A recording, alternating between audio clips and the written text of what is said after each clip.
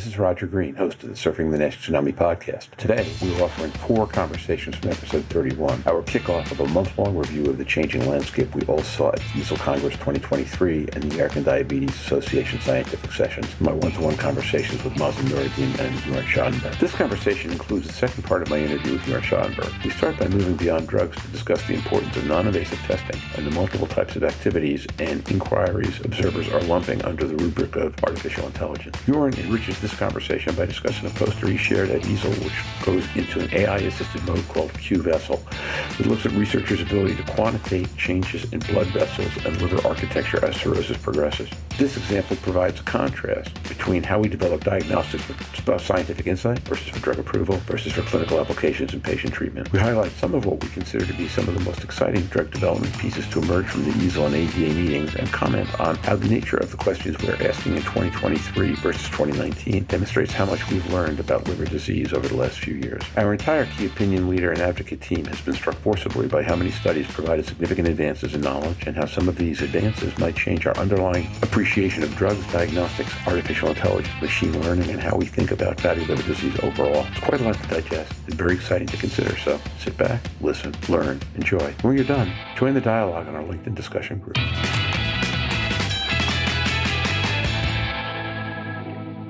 Jörn Schattenberg.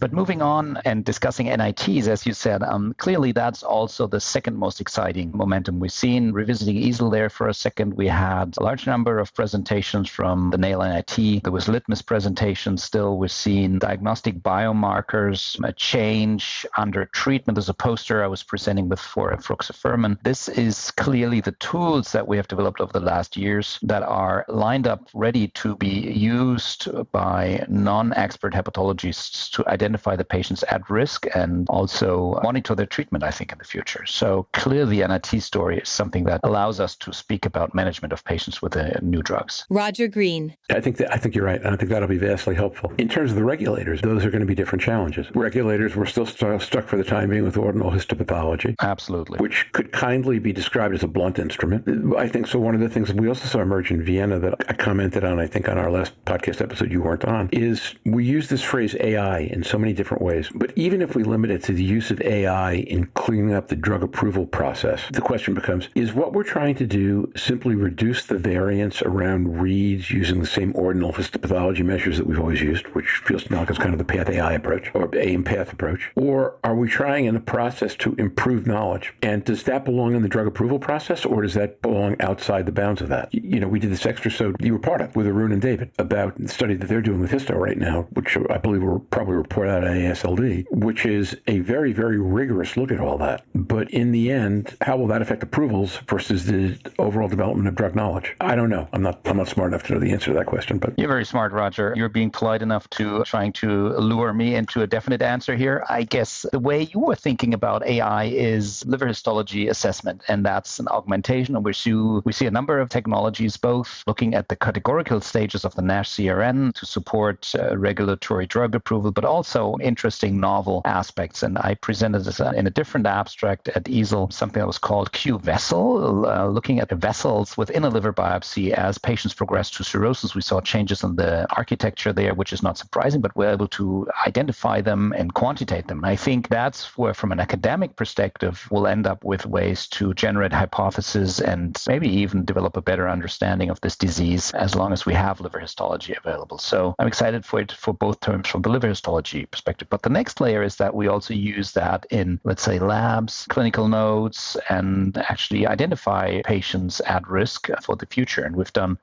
quite some time ago, the NASH map algorithm was discussed on this podcast, and that paper is published by now. So you can use AI in all different contexts of use to support the management, the identification, and in the end, treatment response prediction. And for that, I think it's a very interesting theme. In the end, obviously, as you point out correctly, biopsy will help us learn something as long as there are biopsies. And frankly, there are decades of unstained biopsy slides that anybody who can work with an unstained slide can go back and develop a really rich trove of available data. Once you stain it, you change it, obviously, so that's problematic. Ultimately, from the presentations you saw in NITs, do you have a vision of how all that might develop in clinical use? How will we ask doctors to use NITs, say 5 years from now, to treat and evaluate patients? Did you see papers that gave you a sense of how that's going to work? So my clinical perspective is to implement these type of changes in the diagnostic arena will take quite a long time. And physicians will use their traditional liver enzymes to probably assess if a patient gets better, looking at treatment start and then on treatment ALT changes, and we might be able to classify patients that respond rapidly or more delayed based on that pattern on liver enzymes. And then, of course, they're going to be more advanced NITs. The question is, are those reimbursed and do I have access? And that's the most pressing part here, because we're not going to see uniform adaptations throughout healthcare systems, coverage by payers. So my assumption is that unless a drug is linked to a certain NIT through the label, let's say a response prediction that's dictated by the regulators, we'll see very diverse aspects on how to assess MASLD, and a lot of it will be imaging based, but we'll also see use of very plain liver enzymes on treatment.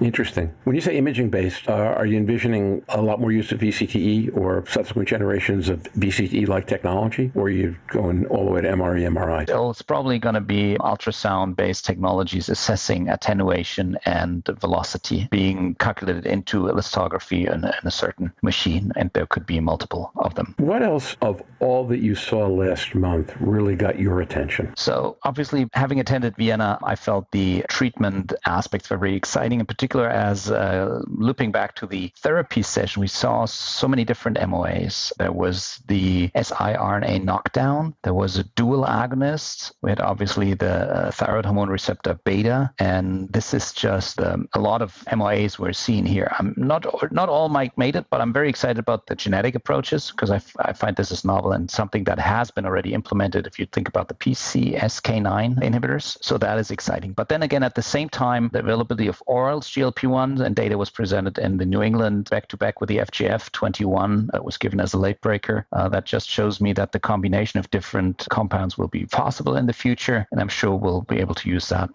to reduce fibrosis burden in our patients. Well, and after hearing for years about the FASN inhibitors, I think denifenstat showed up with a significant amount of data for the first time. Right, so that was the next one. Yep. For the longest time, we talked about PPARs, and now the phase 3 lanifibranor is enrolling, and they're kind of in a data hole a little bit, but that doesn't mean that drug has disappeared. So I think also that MOA is still valid in a total different indication, and the fibranor re-emerged actually in the context of PBC. So also that drug class is something to keep in mind because they, again, seem very safe, positive metabolic profiles, and if they hit both endpoints in phase 3, that's going to be very good news. Well, and Lani certainly in phase 2 was a lot more promising than Ella was in NASH. As you point out, the Ella phase 3 in PBC is pretty exciting, and you have the CMB compound, which is also in phase 3 in PBC, which also looks promising. I didn't want to sidetrack us, but we have the PPARs in the back end, and we haven't seen too much about those in the NASH arena here. So I think that is exciting. Beyond that, again, the momentum to have these communities, endocrinologists, diabetologists, hepatologists, seeing the same drug classes being explored should really help us to move together and act united for the best of our patients. I don't think PPARs are sidetracked, because here's the interesting thing. Going back to mirages and deserts and shiny objects, or lush fruit trees 50 miles off in the distance, the reality is right now we have resmetirom, and if clinical trial progression is linear and things work more or less the way you predict based on where everything sits today, Lani is second up. So when we think about the practical evolution of the treatment of the disease in the hands of clinicians as compared to what's exciting on the research horizon, you really can't overlook PPARs. And you're right. Right now, Lani is the only one in late-stage development for this indication, and there wasn't a lot of new Lani data in this meeting. We might not have given them that attention, but they look like they come up second. Yes, they'll come. I mean, there are more phase 3 programs. The thing is, if you have an approved drug on the market like Sema, you can produce additional data from that without talking about your indication of NASH, which you can't do, obviously, if you're pursuing it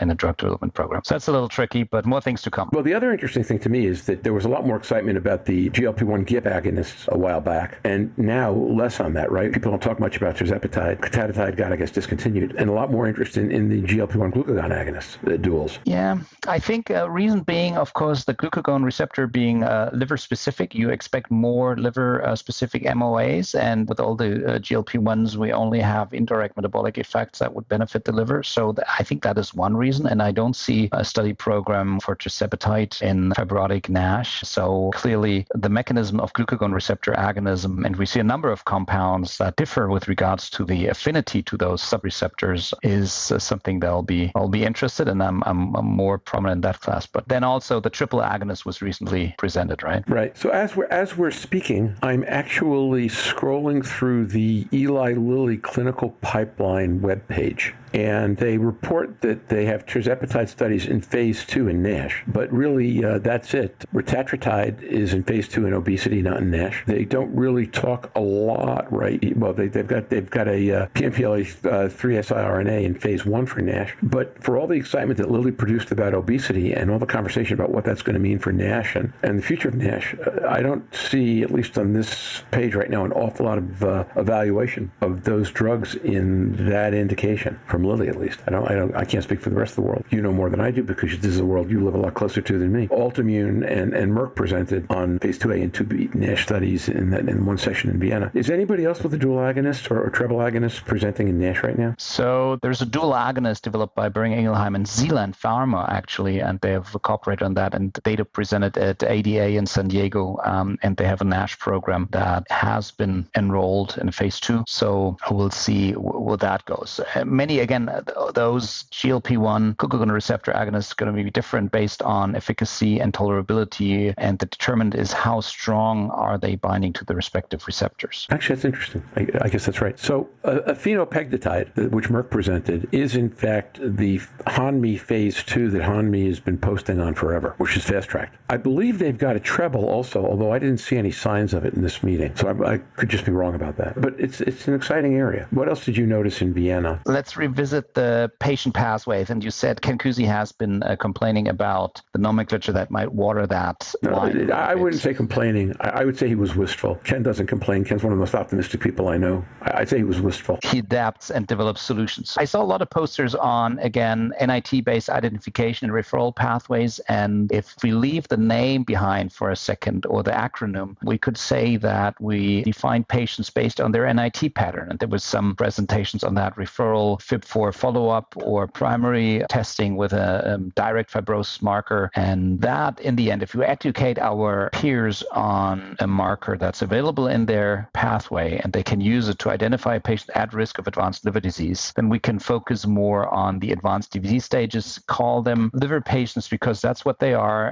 in the presence or absence of obesity, and then focus on the management of these patients. So I think that's also important to not lose the focus with all the many patients affected by metabolic dysfunction associated steatotic liver disease, that we really want the ones with advanced fibrosis, and a drug will have to show efficacy in that arena to really move the needle in terms of prognosis. And that's at least my belief. That makes a lot of sense to me, particularly given that we've seen work with SEMA, right, in NASH that's had tremendous effect on, it's been able to move NAS scores, but not yet fibrosis. That's also my answer to the thought that by cutting body weight in everybody, will that cure all liver disease? And I think we said that once or twice here. This might not be the case for all patients. For sure, it will be beneficial, in particular in earlier stages, but I would rather have an anti-fibrotic or an effective drug that halts fibrosis progression, decreases the amount of decompensation, and reverses fibrosis. I think we discussed treatment, NITs, referral pathways a little bit. What else was there? I think an overall big unity on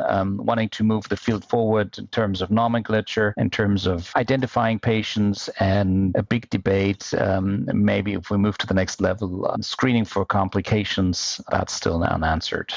But boy, I have to tell you, these are better questions than 2019 when the question was, how do we get one drug over the line? Where the definition of over the line is, what do we have to do to get something to regress fibrosis? It's such a richer view. And I agree with you that the RNA knockdowns are a fascinating issue. Those move us a little bit more closer to personalized therapies and remove the discussion around just moving fat or metabolic burden out of the patient And again, one of the workshops I had with Elisabetta Bugianesi was on lean NAFLD, and then particularly in that patient population where we kind of see the disconnect between the classical obese patients and the severity of liver disease. This could be, of course, a fascinating story. Well, it's going to be an important story because, as I think I've commented, that progresses faster, and in terms of short-term investment, costs the healthcare system more, short-term spend, because it's a faster path. Although 4 years ago, people believed that from every stage to every next stage of fibrosis was 7 years, regardless of patient. And now we're saying 4 years in diabetes from F3 to F4, which makes that far more urgent, frankly, because 4 years might not sound like a lot, but 4 years ago is when you and I started talking. So, the truth is a lot of those lean NAFLD patients are excluded from clinical trials based on the inclusion of BMI above 25 and more. And if you look at the weight loss medications, typically they're even higher, 28 or even 30. So, are there any trials looking at lean NASH right now in drugs? I'm not aware. I think most limit the BMI to the lower border of obesity or being obese. So with all that, we're going to take an edited version of this conversation in Mazen's and maybe one more and post them today or tomorrow. We'll be back on Monday with Stephen and hopefully one other person talking specifically about some drug development issues. And then we will dive into the rest of the month, NITs and clinical care pathways and all the amazing information that came forward. It's an exciting time to be working in this space, I got to tell you. I've decided when we go up with a new website, we're going to have MASH Nerd as your title. It's same excitement here. Incredible to be a person being able to ride this wave or sit on this beach, if you like, and very exciting to our future discussions around it. I kind of like that we can sit on the beach watching people ride the wave. Now, of course, we have to do that with hot coffee. We can't have alcohol. Coffee's good enough. And now, back to Roger. We hope you've enjoyed this recording. If you have any questions or comments about the content of this conversation or the entire episode, please put them in the review section of the page from which you downloaded this conversation, or send an email to questions@surfingnash.com. Next week, we'll be back with Stephen Harrison to discuss some of the major drug development stories of these two sessions. Until then, stay safe, surf on. We'll see you on the podcast. Bye-bye now.